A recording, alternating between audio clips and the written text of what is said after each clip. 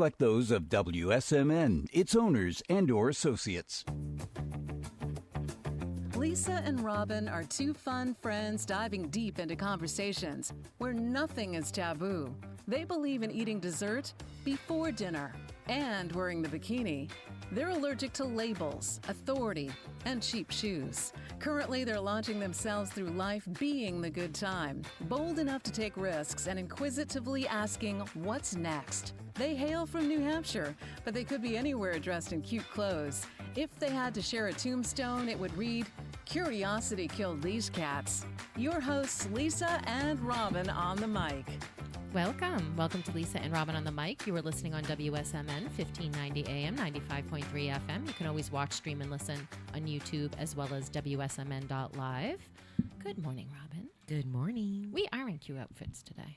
Yes, we are. As always. We can always be found wearing something cute somewhere. I was going to wear something very different, and I was like, no, that doesn't look right. You can see everything, and I'm like, that's probably not appropriate. So, you know, Friday night we went to the 9 Inch Nails concert.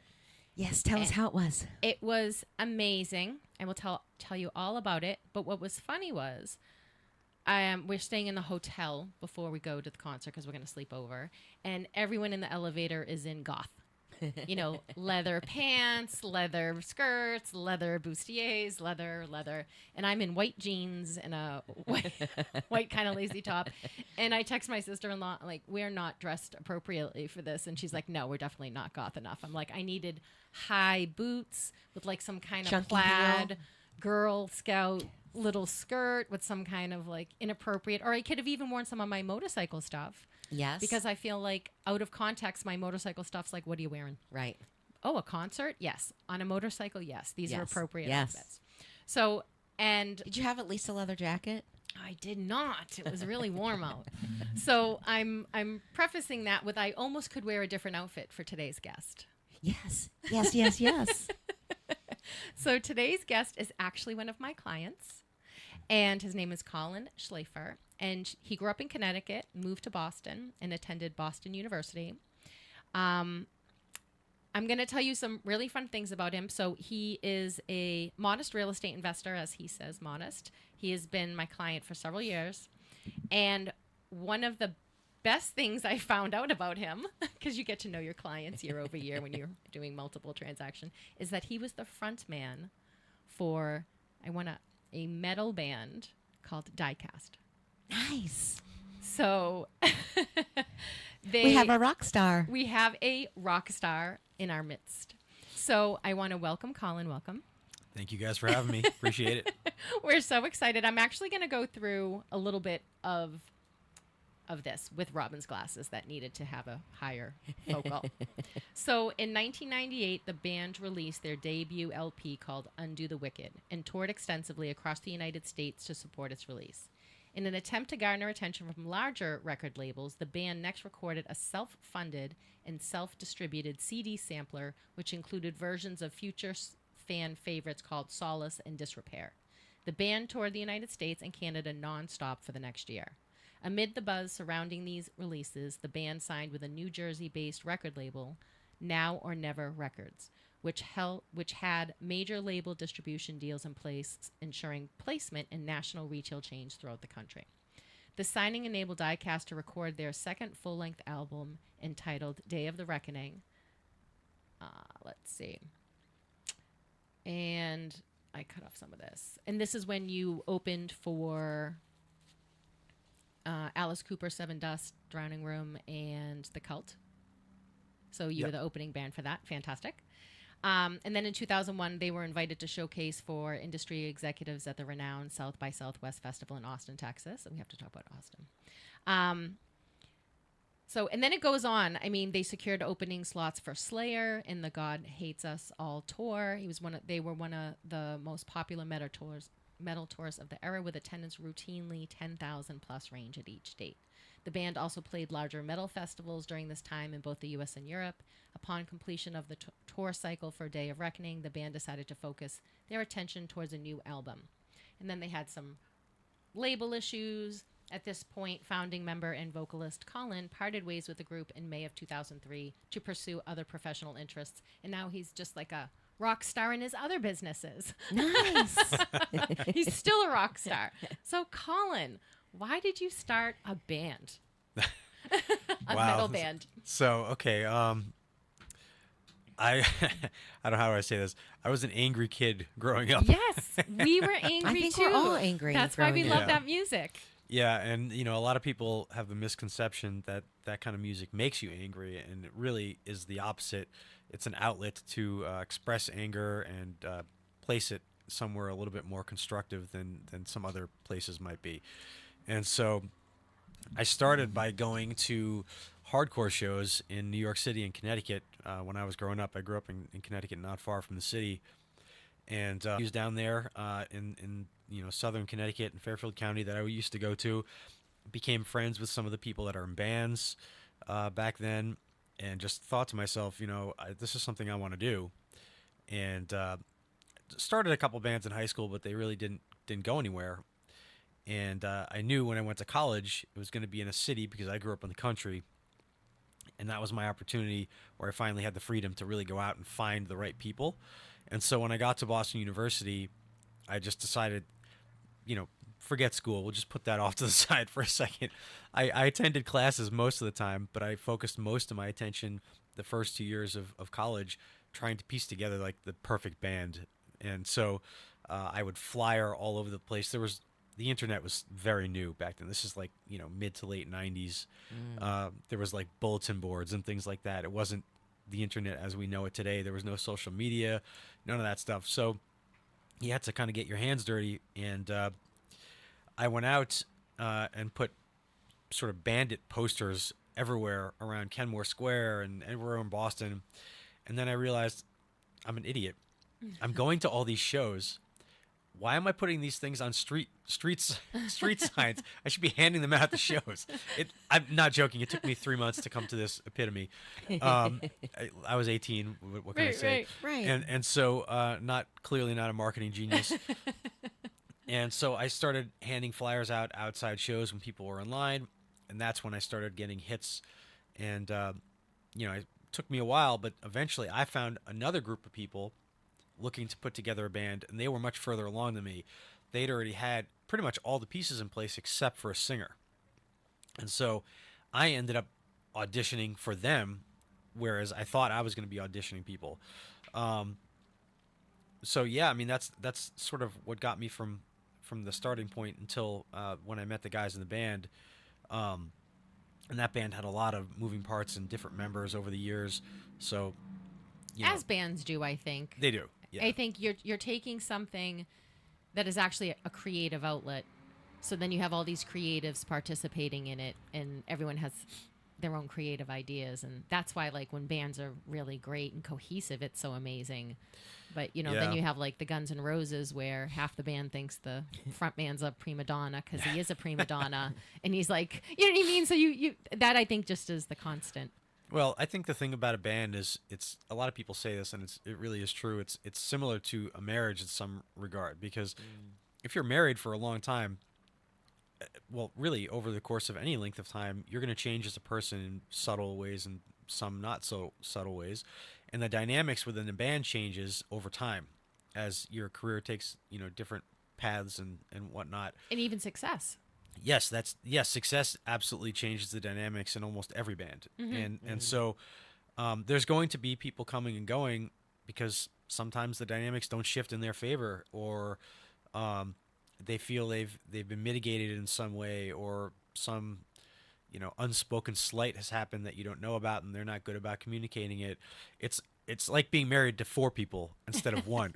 So if your communication is not good, you're in really bad trouble. Right. That's a great way to put it. You've got to spend a lot of time together too, like on the road and stuff. Are you Like 24/7. You've got to have a good dynamic. You've got to have a good chemistry, and it's hard enough just having 2. Well, what you really have to have is a really good sense of humor and a hell of a lot of patience. Yeah. Am I allowed to swear on this? Yes. I'm sorry. A Okay. few. Not the FCC 7. Okay. I should have asked the rules of the road beforehand. We are live on the radio. Yeah, so thank you. You're welcome. No fines here, please. So, yeah, I mean, it's really. I mean, imagine you're with the same 4 people, 24 hours, 7 days a week, and you're stuck depending on where you are in your career, either in a van or tour bus, if you've been fortunate enough to get to that point. And then you're in a hotel. When we first started out, we would lie to every single hotel we would go to. Of course. And, hotels, they ask you, what's the occupancy? So we would have somebody go in. We always paid cash because stupid things happen on tour when you're in a band and you do dumb stuff and destroy property, even though maybe you don't mean it. I'm not talking about like deliberately destroying a hotel room. Like roasting a goat and you're never getting that smell out of the curtains. Not that kind of thing. A tiger like, in the bathtub. I got punched in the face and I fell on the lamp. Yes, that kind of stuff. Or like I tripped in the bathroom and I broke the towel rack, or things happen, right? When you've got, because it's not just the 5 guys in the band. We had our road crew in there with us too. So we had one room with 2 beds and just guys with like their feet up on the floor. Like there's just no floor space left. Yes. And, I'll never forget, this is before air mattresses were big. My mother actually bought me an air mattress for Christmas and I brought it on tour. Everyone in the band wanted to kill me because they were like, this is not fair. He doesn't have a sore back in the morning now, and his air mattress takes up too much room. And I'm like, yeah, but I never lay claim to any of the beds now, so it's all you guys, right?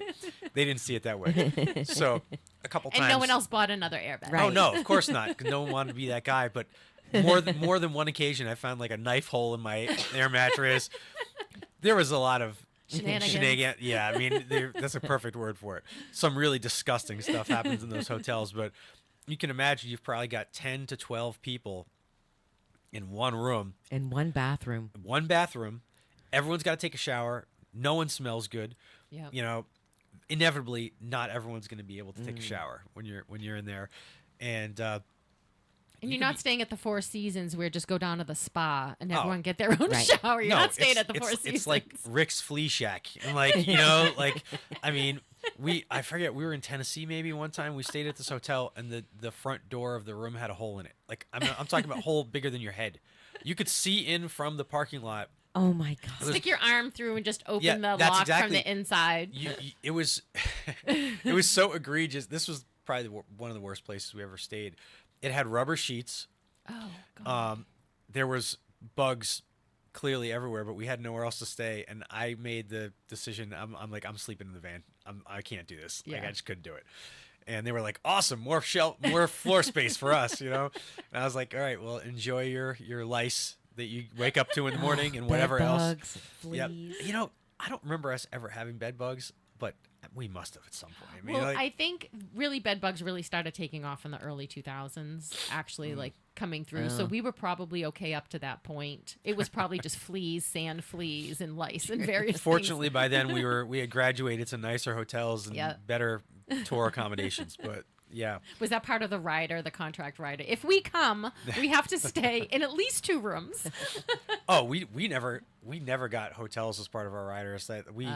That's actually pretty rare. I mean, I'm sure bigger acts, like huge acts, probably do that, but.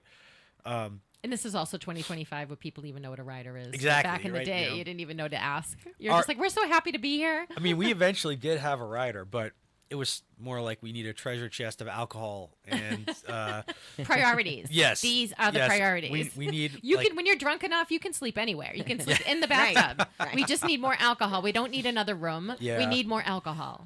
It's funny. I don't even think you can pay cash now for hotels. You cannot. You always have to have something on file. Well, maybe at these places. The maybe places at Ray's Flea Shack, True. you can. They prefer cash at those places, so they don't want the By the IRS hour. looking too closely. The IRS doesn't even know they're at an upstanding hotel right now. These are the kinds of hotels where other businesses are happening in the hotel. Yes, yes. Of various sorts. But yeah, I mean, it was so glamorous, totally glamorous when you start out.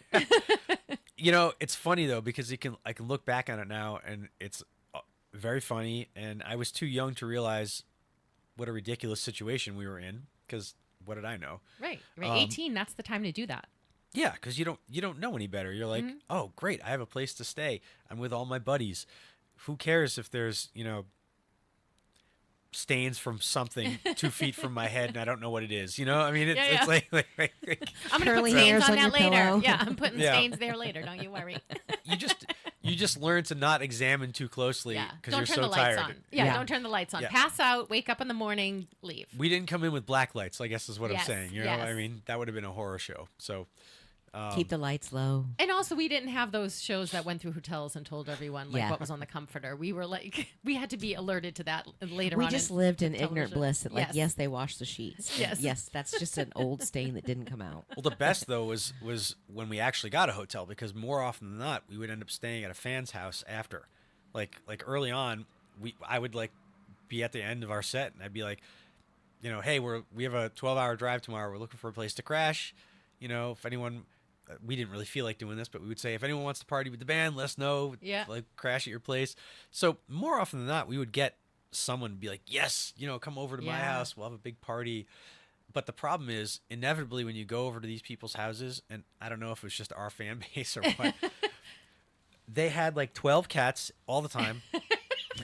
We would always be sleeping in the basement, which the basement was apparently a giant litter box always. There was no Yes. litter box. The basement was the litter box.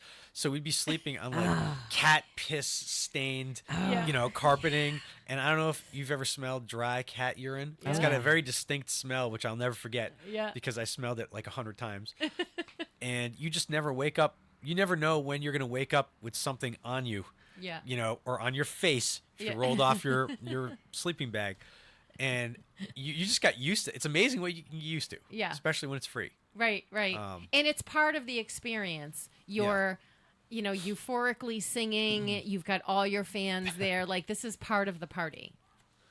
So Yeah. how did you guys decide to go on the road? Like, from you were putting the band together in college. Yep. Was everybody from Boston University? No. In fact, I was the only one that was in college. The other guys in the band, our bass player had been a student at BU, and he dropped out to be like a personal trainer or something at the time. He was a little older than me, like a couple of years older than me, probably 3 or 4 years maybe older than me. I was the kid in the band. Everyone else was a little older than me. And so, you know, our drummer, who was insanely talented, I don't even know if he graduated high school. I think he did, but I'm not 100% on that. I think he still is at home. I don't know if he ever left his house, and that's not a knock on him. He just got that kind of relationship with his parents. Like Right. he never flew the coop, right? So, I think let me see. When we first started, one of our guitar players was a prison guard, corrections officer. Bass player was a personal trainer and also a bouncer on Lansdowne Street in Boston at various places. The drummer lived at home and worked at like a chess shop or something, like selling games like Dungeons and Dragons board games and nerdy stuff like that. And none of them had really gone to college, I think. And so I was the only one that kind of had that background. It didn't really matter too much, except that I was the younger one. I think when I started the band, I was 19. So, and I should say this, I also didn't even drink until I was 22 or 23. I just wasn't a drinker. Never was a drinker. When I was coming up, going to hardcore shows, I got into all these like straight edge bands, you know, like you probably don't know any of these bands, but like Youth of Today and like, you don't know who that is? Big. I might know a song. Like, there's a lot of that time period. So I was angry then too. And so I would listen to AAF but I was getting my music. I had multiple jobs. Okay. So I was actually not going to a lot of, you know, I'd go to a club after work, you know, Yep, Yeah. yep. when I get out at 10:30 or 11 or whatever. And I very much like that music, but like we were joking, there's an Alice in Chains cover band now called Rotten Apple. And my hair stands up because when I close my eyes, I think I'm at an Alice in Chains concert, which I never was able to go to back in the day. Yep. Because I was always working, you know, all these jobs. But I listened to a lot of music, and then because I liked that type of music, I was open to stuff. But if they didn't play it on the radio and tell me who it was, I wouldn't have known. But I Yep. would hear a song and be like, oh, yeah, I heard that here. Or I went and heard that live here. So this is definitely not stuff you'd hear on the radio. Okay. Although some of these bands are now so well known because they're sort of part of the Like a cult. yeah, like so like maybe you've heard of like Minor Threat, possibly, or well, anyway, the point is, all these bands had this ideology of no substance abuse, no sex, none of this stuff. I didn't really do that part, but the substance abuse part, I didn't drink, I didn't, do drugs. In fact, I'm the lamest rock star. I'm not a rock star. I'm the lamest former musician you've ever met. I've never done a drug in my whole life. Really? I've never even smoked marijuana. Really? Nope. I drank a lot once I started drinking, but Yeah. I nope, never did any of that. And was it because you see these guys, they're so creative, they get into that world, and then you're like, they're on the top of the world and they're dying of overdoses? Is it kind of like, I don't want to go down this path? Or was it just No. like, I'm not interested in that? I just kind of, I was at the time when I was in high school, I had surrounded myself with people that went to hardcore shows that were into those kinds of bands, and none of them were Yeah. doing drugs or drinking or anything like that. So they were good boy gangs. Yeah, sort of, sort of. Yeah, well, at least well, you weren't. At somewhat. least you weren't saddled with a heroin addiction by going No. to their band. Instead, we would do stuff like, we'd go out and like blow up people's mailboxes at night, or we did graffiti and, stuff that was stupid and illegal, just Right. not drugs, Right. But yeah, it just followed me into college. And so not only was I the youngest guy in the band by a couple of years, I was the only one that didn't drink. Now, no one did really drugs back then. A couple of people smoked marijuana and weed and whatever, but And now it's legal in multiple states. right. Right.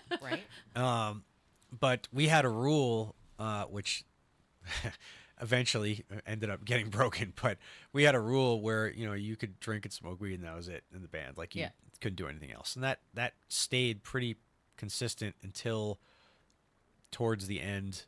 I guess until the Slayer tour. That's when that rule started to crumble a little bit. Because that was a whole other level that we'd never been exposed to before. But yeah, I mean, it was a situation where I became the young kid in the band, and the guys were just constantly hazing me and heckling me for a while. Took a while before that dynamic went away, but yeah. So are you able to play in clubs that are serving alcohol when you're under 21, when you're in a band? They never asked us back Okay. then. So Okay, cool. I think the rule is you can be 18 if you're with someone who's 21, I think. Yeah, when did that change? Because it wasn't at 90s. Like, when did it change from 18 to 21? My whole life. Ever since I've been 18, it's been 21. Oh, the drinking age? The drinking Yeah. That age. was I think that was the early 70s maybe when that 70s, changed. Yeah. And that's why we would go to Montreal, and we went to Bermuda for a class trip because we were 18. We just had to be 18 to drink there. Yeah. So when you guys started going on, so when did you, like, you never get to talk to like a band. You never get to talk to, like, so when did you guys decide, like, hey, did you guys book a tour out Yeah. of state? I Like, never how answered your did- question, did I? Sorry. No. Yeah, so what happened was we had recorded this demo tape called Perpetual War. It was a bunch of very early songs that sound nothing like what we eventually turned into, but this is before CDs and everything too. So it was on cassette tape. We sold it, I think, for $3 at our shows, maybe something like that. And so we started to get a following in Boston. I think we played our first show in early 1997. We had started practicing in 96. And I would say by the summer of 98, we decided we need to go on a tour. And so this is back when AOL was a thing, and so Oh, yeah. I knew all these bands from Connecticut. So I reached out to a bunch of bands in Connecticut that I knew and said, hey, we're looking to do a tour. Do you have any interest? And shockingly, a couple of them said, yeah, we should do this. And then we reached out to this band called 40 Days Rain, which was from Massachusetts, and they became really good friends of ours. Still friends with those guys. And so us and 3 other bands ended up going on an East Coast tour all the way up and down to Miami, all the way up to Maine. And we booked it ourselves. We didn't have a booking agent. We would just call clubs and say, hey, we have this package. All you have to do is pay us this for all 4 bands and give us pizza or something. You know, it was very cost effective for the club, and we knew we were going to barely scrimp by just with gas money. And I mean, we I don't even know if we slept in a hotel that entire tour because we couldn't afford it. We just had no money. None of us had parents that were like benefactors that were like buying equipment for us, and we and didn't. approving of this lifestyle. Yeah. Complete self-starter. Oh, my mother did not approve of this at all. So what was your first ride? What did you guys get? A van? So Like who picked that up? the first couple shows? I mean, we were in like a caravan of just like whatever cars we had, yeah. or we would rent like a U-Haul trailer for the night and put all our stuff in there, and then Because did you have to lug your own equipment? yeah. Like all of okay. yep, we didn't have roadies or crew or. So you Any had of that. like the sound producer that would make you sound good live while you're live, or did you guys? Oh do no that no too? no! We had to do if we No, were no, no. if we were fortunate enough to have a sound check, which was did like not. almost never. We would do it. Our guitar player was fairly good at that, Yeah. and so, but and because I could play guitar, I would get on stage with his rig and play guitar while he was back at the front of the house, trying to hear it and get levels. But that was like maybe 10% of shows we played that happened. So you just kind of like you're trying to figure it out by the third song in. It's like you finally have adjusted all your levels to where they should be. So the first 2-3 songs sound like complete garbage. But usually people hear music and then start roaming in, so you're like, good, we're only playing to 7 people. Yeah. They think we sound terrible, but then the band gets better, and then everyone else starts showing up. No one's showing Yeah. up at 8. I mean, back then it was very much like a DIY type Yes. of environment, and so we had to make our own tour. We didn't have a record label, we didn't have a booking agent, we didn't have a promotion company, we didn't have a manager, we didn't have an entertainment attorney to negotiate contracts. We didn't even know who all the clubs were, and there was no Google to find out who they were. So we had to call people and figure it out, and use 411, or heaven forbid you had to pick up a telephone book for those of you that actually remember what that is. And so it was a lot of legwork doing this, and we were all doing it ourselves. So it was, it was very much flying into the unknown because you don't know if you're going to get there, and the promoter decided to cancel the show and they just never called you, or oh, sorry, we double booked it, and you're there. You spent all this money on gas, and all of a sudden, oh my God, we're not getting anything. How are we Right. going to get to the next show? Right. So it could be stressful, and there was. And that's part of the anger that goes into It the is. music, because And we could channel that after. It made us better. yeah, we got into several altercations physically with promoters because at the end of the night they'd be like, "Oh yeah, we promised you $200, but here's $30 and a pizza," and we'd be like, "No, we need to get to the next show." Right. And I mean, we didn't usually start these type of altercations, but they happened, and Here we are. That's pretty reasonable, though. That's why Yeah. you need riders and contracts, because it's 200 now. It's 30. some I'm of gonna these- punch you in the face. some of these guys don't care about contracts. I can I tell know, you right I now, know. but. Not that type of place. It happened. Yeah. The one time, I don't want to say the club because it's still open and it's not local to New Hampshire, but it's Massachusetts. We played a show, and it was a big show. This is by the time we had like sort of a nice following for ourselves in Massachusetts, and we were due to get something like $1,000, which for us was like a lottery. Like Yeah. we were like, Right. oh my God, this is like a huge amount of money for us. And the promoter fled with the money. Ooh. We had booked the show with all these bands, so we were supposed to pay all the bands from the total door, and the guy he booked, he fled. So us and this other band, who's still a band, who's actually a very big national band now. I don't want to say who they are just because I don't want to blow up their spot, but in the metal community, everyone knows who this band is now. So I had grown up with the singer of this band in Connecticut, and us and that band tracked down the promoter to his house at like 3:00 in the morning, and then we called all these guys. We used to be friends with all these guys they were in a crew called FSU, and our bass player was in the crew, and so these guys all showed up after we did at this guy's house, and we surrounded his house, and we were like, listen, here's the deal. There's like 50 guys out here. You're going to come give us the money, or this is going to be the worst night you've ever had. And so, and you probably won't have a house standing by the time Yeah, this is and- done. and, We're going to you burn know, it down. somehow the guy wasn't smart enough to call the police, although I guess he had stolen, so maybe that's not. Yeah, maybe that's why he's not calling the police. But so eventually he basically just threw the money out the door and said, get out of here, and so that's how we got our money. But stuff like that happened regularly. Not infrequently. Yes. Right. Yeah. That is crazy. Yeah. So I don't know if I totally answered your question, but it was really all us doing it. And then who recognized you and started putting you as openers? Like, is that just you start getting a following, people start seeing, hey, they're selling out, and then, you're selling out, or they have 2,000 people here or 500 people here consistently? I would say normally that's what happens. That's not how it happened for us. So what you're talking about is a booking agency, right? Okay. And so there were a number of booking agents that were local to Boston that booked our kind of music. I don't know what happened. Honestly, this is going back 25 years, so I can't remember all the details of this, but something happened at one of our early shows where one of the members of the band got into an altercation with somebody who became a booking agent. And so we kind of got blacklisted with the local agencies. So no one wanted to book us. And so we had to book ourselves. And so our bass player started booking shows on Lansdowne Street at this place that used to be called Karma. And at some point before that, it was Axis.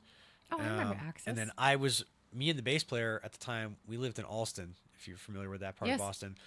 We were roommates. Both of us lived together with this guy who was the manager of Aerosmith's club Mamakin on Lansdowne Street. So we used to get to play to all those places all the time because our bass player was booking shows and our roommate was in charge of one of the clubs. So we had sort of an in there locally, and that helped us. But shockingly, our biggest following didn't end up being Boston. It ended up being New York City. And I honestly don't know how that happened. But so this was total luck. We played this like rundown rat hole of a place called Castle Heights. And I can't even remember exactly where it is in the city. Maybe Queens, but I'm not 100% on that. So I'm sorry, no, it's in Manhattan, I think. But anyway, we played this show, and we had such a big following in New York that the place held like 200 people, but we had like 400 people at this thing. I mean, it was way oversold. And so you wouldn't know it now because I've got gray in my beard, but like back then I was sort of a maniac on stage, and I didn't hold a guitar. I wrote a lot of the music for Diecast, but on stage I didn't want to be encumbered by having an instrument around my neck. So I was jumping around. I'd be doing flips off the stage on top of people's heads in the front row. Like you were at the beginning of the mosh pit. We had We started the mosh pit. Initiator. There were two bands in Boston that were notorious for having the most violent mosh pits. We were one, and another one was called Blood for Blood. And so hence the name. yes, and so we were banned from half the clubs in Boston because of that. Like mosh pitting. In our early days, half the time our shows would end in a riot. We wouldn't get through our whole set. We'd get 5 songs in, and there'd be a huge fight in front of us. So we got to the point where we would start. Because some people who weren't in the mosh pit became part of the mosh pit, and they're like, I don't want to be part of the mosh pit, and then a real fight starts when it was just supposed to be a mosh pit. We played a show. That's how they happen. Do you guys know Nick's Comedy Stop in Boston? Yes. So somehow they booked a matinee show, a hardcore metal show, on a Saturday. And so we were the headliners, and I'm not going to mention anyone's names because this was such a big police matter, but this is probably back in 99, 98 maybe. And about our third song in, a full-scale riot broke out in front of us. I mean, people were picking up tables and chairs and smashing them over people. I mean, when I say riot, I'm talking like 50 people were fighting in front of the stage. The whole room was like a fight. And so, are you still singing? Oh, well, so what? You like this started happening to us so much that we had this thing where I'd put my hand up, the band would stop, and we'd immediately start playing "Eye of the Tiger." Okay. Like just as a joke, just because we thought it was funny. I wouldn't even sing. It would just be like all of a sudden I'd be like this, and it would be like dun, dun, dun, dun, and because you have to have a sense of humor on tour. Exactly, and I think unfortunately I ended up getting someone threw a chair and it hit me in the face on stage that day. I ended up getting a black eye that day. I may have cracked a rib too. I don't know. I had a lot of injuries back then, but that kind of stuff would happen a lot. And our crowd was known to be a little bit nuts, but we had played this place, Castle Heights, going sort of back to the original question. And just by pure luck, this woman lived around the corner from Castle Heights and came in to grab a drink. I don't know if she had a long day that day or what, this woman happened to be a booking agent at Evolution Talent, which is, at the time, I don't think they're around anymore, but at the time they were like the third biggest booking agency in the world. I mean, they booked Meatloaf, Alice Cooper, NSYNC, Britney Spears. Like, I mean, this is the kind of stuff. This is back in like the early 2000s. Wow. When all those bands are like At their they're the height. biggest thing that ever happened, right? And so, she comes in, she's talking to the bartender, and she's like, "Who is this?" And it was us on stage, and I'm jumping around doing flips, but we had like 400 kids singing all our lyrics back to us, and she had never seen a show like this. You know, it was completely foreign to her because she was like used to booking like Linkin Park and stuff like that. Yeah. Actually, this is before Linkin Park, but that kind of stuff. And so afterwards, she invited us back to the bar. I didn't drink at this point. The rest of the guys were more than happy to take a drink, and we ended up signing with her agency on a lark. It was just pure luck, and you know, no other bands of our ilk genre were on that roster.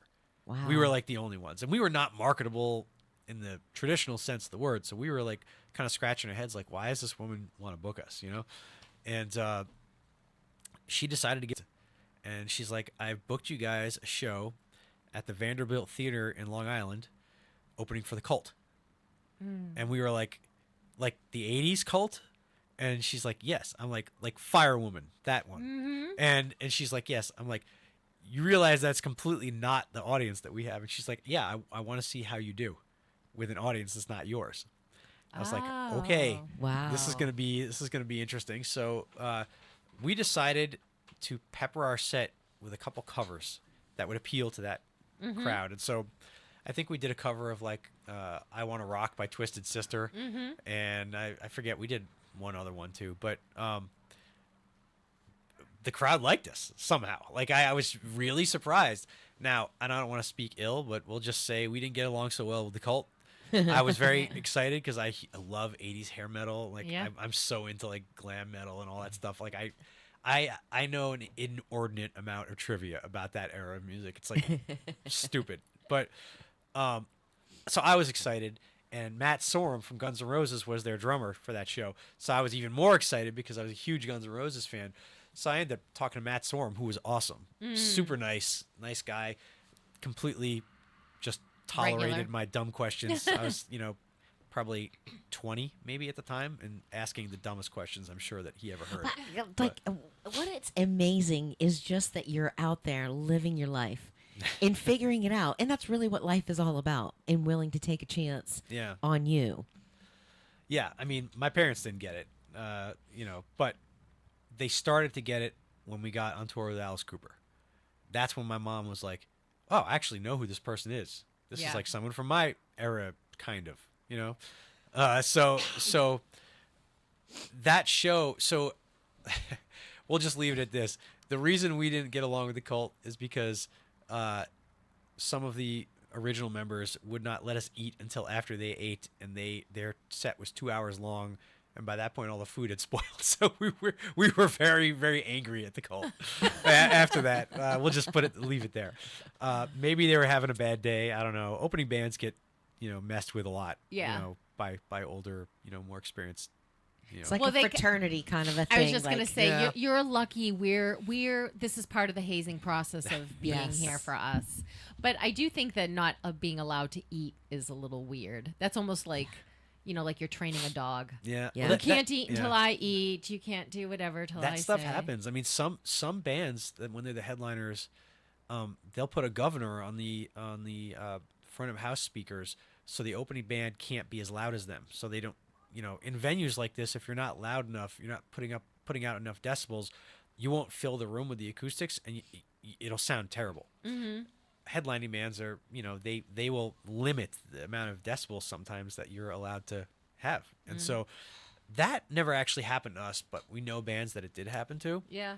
You know what's interesting? Because I think the opening band, when we used to, you go to a concert, you're like dying to see who's the next new thing. Who does this group like? Yeah. Right? That's how I view as the fan or the participant of the Yeah. crowd. Like, who is this person introducing me to? And just like a comedian, you want everyone warmed up. Yeah. I thought when you Yeah, get you on would think, stage, you would right? think. You want everyone, like just a comedian, you want everyone ready to laugh, already in that mood, like let's ready to get rock. up, you know. Right, And so right. the same thing with music, like even when bands play their set, they can start out with the very best song first, Yep. or you build up so that Right. we're losing our mind, Yes, yes. you know, at a particular time. And I do think there is like a specific, that's like a skill or a talent. Well, it's showmanship. I mean, they're to like to make us ride with you that that's wave. that's a part of being in a band that no one really talks about. Oh. You know, very much. And it's something we ignored for probably the first 4 years we were a band because we didn't think about it. We were not like dressing up We in want makeup. to and, sing. We yeah. want to sing.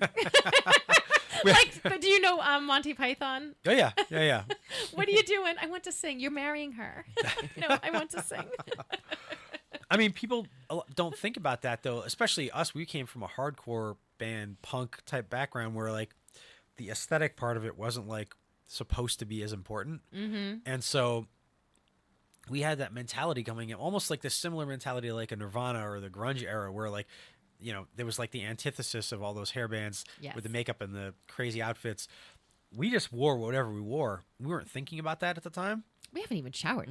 Yeah. I mean, we're lucky we're here. The car did not break down on the way here. I mean, I wore some absolutely horrible clothing, I'm sure, back then. Even horrible for my band. My band would make fun of me sometimes, just Yeah. like, you know, because I was that bad. But once we got to a certain, like when we got to like the Slayer tour, all of a sudden our record label was like, all right, you have to like think about your image now, and you have to like think about how you're going to look. And we started examining ourselves and looking at recordings of ourselves playing and saying, okay, we're not going to choreograph stuff on stage, but there are parts of certain songs where we could all do this and it will look better, and we can do. So showmanship became much more important, and even dynamics on stage. People don't realize this that aren't in bands. The drummer controls the entire pace of the whole set, and I'm not talking about just the songs. It's between songs.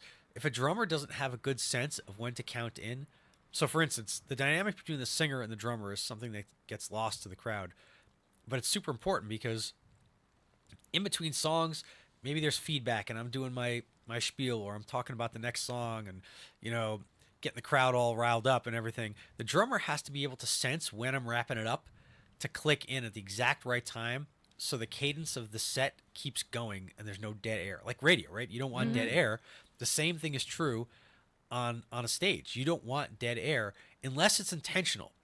Sometimes bands will like make all the house lights go out, you know, because they want the crowd to be like, what the heck's going on? You know, like that's intentional too, but that's not what I'm talking about. I'm talking about, you see some bands when they're starting out, they'll be on stage and you'll hear them like tuning their guitars like while the singer's talking. It's like, and he's like, the singer's like trying to, you can't get the crowd riled up when people are tuning, you know? Right. So Why don't you just play scales? exactly, right? Like you know, warm-up exercise should have happened an hour ago. So but these are all like sort of soft skills that people don't talk about when you're in a band that you develop over time, unless you started the band after having experience. Yeah. Or unless you have a really good mentor who's pointing you in that direction. Yeah. Because I do think, like, even when I'm doing my Spotify playlist, for example, if I'm doing something for like an hour workout and I have something wrong come in, like, oh, we just changed, Yep. you know, the energy, you change the you genre. change it, and then all of a sudden now, like, well, I can't get back to where I was before because it's ruined. You know, and you're like, no, that's kind of dramatic. But done. it was, if I'm riding this, if I'm going up, I want to come down, like, you know. Right. And we were just at 9 Inch Nails, and, you know, they sounded so amazing, but just even the way they did their set, and what was really funny about this, and I joked, this is, you can tell like we're an older crowd, but they played and we were like losing our minds, just like, you know, that kind of like, we were all singing back with him, you know, like we Yep. were, And then it just stops and all the lights shut out and they leave the stage. And we're like, oh, I guess it's over. Like, no chance of an encore. But then when I talked to everyone the next day, like in elevators and stuff, we all said, I kind of respect that because I want to be home at 10:30. Like, we're of a certain age now that that's funny. they're not coming back out when we chant. Like, they're getting in their vehicles, they're going to get something to eat, and they're going to get in bed. Yeah. Or maybe the icy hot was running out for Trent. Maybe. Right. You know? Right. You're like, He's like, I can't stand anymore over here. Right. But My it was hip's killing me. But in the second it was over, we were all like, oh, because we were so high on that whole thing. But that's where you wanted to leave us. Yep. Really. Yeah. And it's like, oh, it's kind of perfect, even though we wanted more. Don't give us Yeah, more. We'll see you yeah. next time. Yeah, We'll see yeah. you next time. So was the Cult the first opening band that you guys did? Like that big of a scale? It was the first band that had any kind of a mainstream following. Yeah. A big band. Yeah. Yeah. So from that, since we did well on that, all of a sudden, I was graduating Boston University and I had a choice to make. I had interned at this big advertising agency, which was my major in college, was marketing, even though I'm horrible at marketing, clearly. You started yeah, a band from yeah. nothing and we're on the stage Well, with Slayer. this- Stop saying that. Right. We don't believe you. So this is how Some much good this marketing. changed the trajectory of my life. When I got to Boston University, I was a biology major because I loved biology. I loved science. So my father's a scientist. Like I just love that stuff. But I realized I can't be in a band if I have to do classes and labs. Being in the School of Engineering, it's like being in school twice at the same time. Yes. And I was like, I can't do this. So I switched my major to the School of Communications because it was easier, and which is not, kids don't do that. It's not. Your parents will kill you. So and I never told them that, but that's what happened. So I switched it so I had more time to be in the band, and just to kind of keep up with the whole facade, I got an internship at Arnold Communications, which huge ad agency, and I had been offered a job afterwards upon graduation, but at the same time, our booking agent said, "Hey, we've got a slot opening for Alice Cooper for I think it was 6 or 7 weeks," and I was like, "Oh, what do I do here?" I couldn't do both, so to the chagrin of my parents, I turned the job down. And we went on tour with Alice Cooper, and it was a great experience. It was interesting. We didn't even meet him for the first 2 weeks. If you're not familiar with Alice at all, he's a big golfer, and so the entire tour was routed around golf courses. We didn't even know that until a week in. Our booking agent, I'm like, why are we playing Clearwater, Florida? This is like, actually, you guys are familiar with Yes, Clearwater, we're very right? familiar with So Clearwater. We love Clearwater. Ironically, I used to live in Tampa also, so I'm familiar with that area. And so, funny. what was the name of that place now? We met Alice Cooper for the first time at the Clearwater stop in Ruth Eckerd Hall. That's where it was. Mm-hmm. We played Ruth Eckerd Hall with Alice Cooper. There's probably 3,000 or 4,000 people there, maybe something like that. Maybe 2,000. I don't know. I'm bad with these numbers, but we get off stage and it was a really good show. And like with the Cult, we played like "I Want to Rock" by Twisted Sister. We put in a couple covers that we knew that crowd would probably be familiar with, and it helped us immeasurably. I think we started the tour in New York City at Roseland Ballroom, which was the biggest place we'd ever played at the time. It was on Halloween, like 2000, maybe 2001. I can't remember, one of those 2 years. And my mother came to that show, and I got, she got to be backstage, and she unfortunately didn't get to meet Alice Cooper. I was really bummed. I was like hoping I could introduce her to Alice Cooper, but the fact that she got to be back there and she was like on the side of the stage and it was like VIP treatment, all of a sudden my mother was like, wow, this is like a real thing now, Yeah. not you just like wasting time. And so I stopped getting flack after that, luckily from her mostly. At least about that. Occasionally. Yeah, about everything else, she wouldn't leave me alone, but Yeah. this was okay.